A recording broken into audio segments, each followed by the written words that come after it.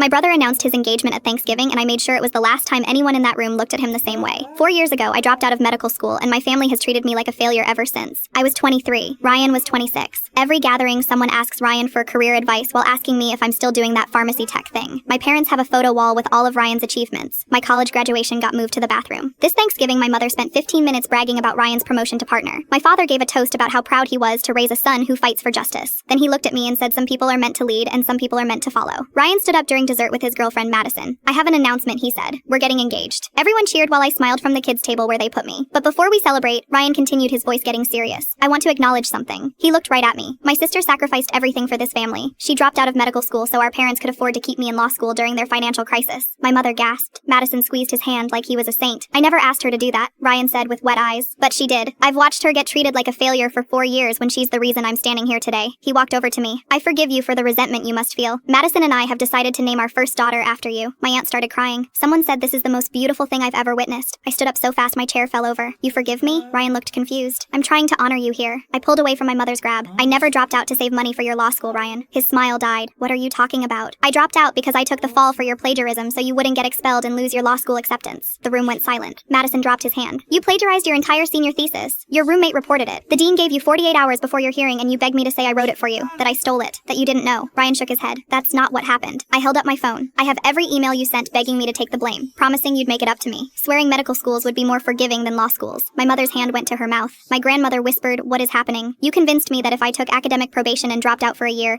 I could reapply to medical school. But once I had that violation on my record, no school would touch me. And you let everyone think I cracked under pressure. You became a partner and stood here tonight forgiving me for sacrificing everything when you stole my entire future." Ryan's face went red. I was 21. I panicked. "You're my sister, I thought you'd understand." I grabbed my coat. "You know what? Naming your daughter after me is perfect. That way, every time someone asks, you can practice lying about where it came from." I walked out. The last thing I heard was Madison asking Ryan if it was true. I haven't been back since.